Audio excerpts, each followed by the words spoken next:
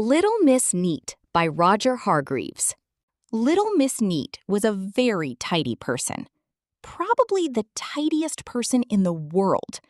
She lived in Two-Pin Cottage. It was called Two-Pin Cottage because she kept it as neat as two pins. She just couldn't stand a mess.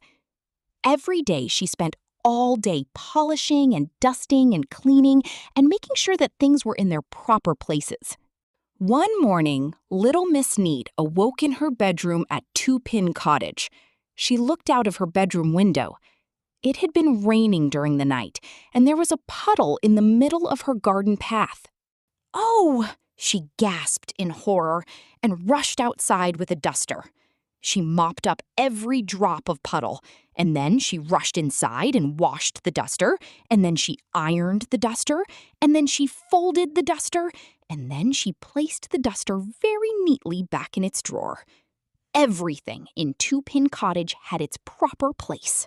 Now this story is about the time Little Miss Neat went on holiday. She always went away for 1 week every summer, and this year was no different. She spent 2 weeks packing, and then she spent a whole day polishing her suitcase. And then off she set, leaving Two-Pin Cottage all pick and span and neat and tidy.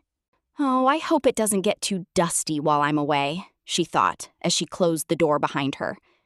But something worse than dusty was going to happen to Two-Pin Cottage. Would you like to know what? Mr. Muddle came to tea.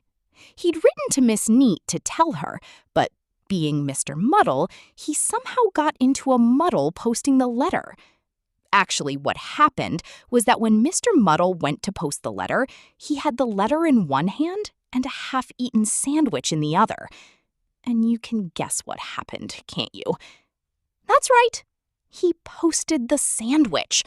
A posted cheese sandwich. "It'll be nice seeing Miss Neat again," he chuckled to himself as he walked home.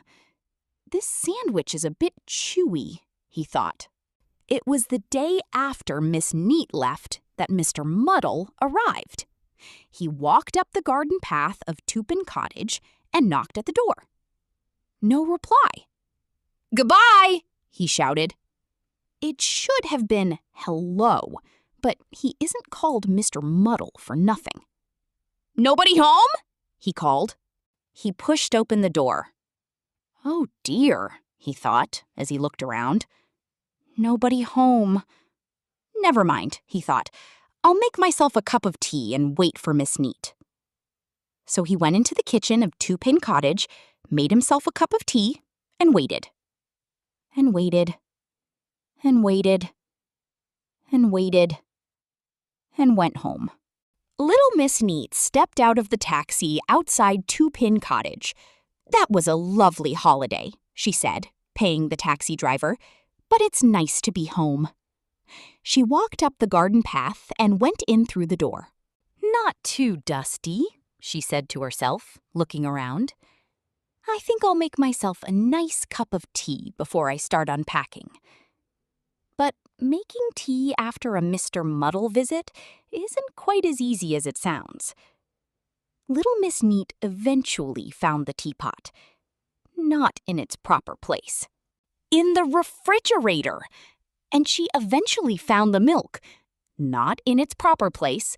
In the teapot. And the tea in the sugar bowl. And the sugar in the milk jug. And a cup in the oven. And a saucer in the bread bin. But could she find a teaspoon? She could not. The telephone rang. Little Miss Neat picked it up. "Hello," she said. At the other end of the line, Mr. Muddle suddenly realized he was holding the telephone the wrong way round. He turned it right way round. "Goodbye," he said. "Who's that?" asked Miss Neat. "It's you," replied Mr. Muddle. Miss Neat thought. "It's Mr. Muddle, isn't it?" she guessed. "Yes," replied Mr. Muddle, getting it right for once. "And you paid me a visit while I was away on holiday, didn't you?" she guessed again. "Yes," replied Mr. Muddle, getting it right for twice. Can I come and see you now you're back? I suppose so, sighed Miss Neat. Goodbye. Hello, said Mr. Muddle, and put the phone down. Little Miss Neat sighed a heavy sigh and sat down in the armchair next to the telephone. Ouch! She looked underneath the cushion. There were all her teaspoons and knives and forks. I don't think Little Miss Neat will be taking a holiday next year. Do you?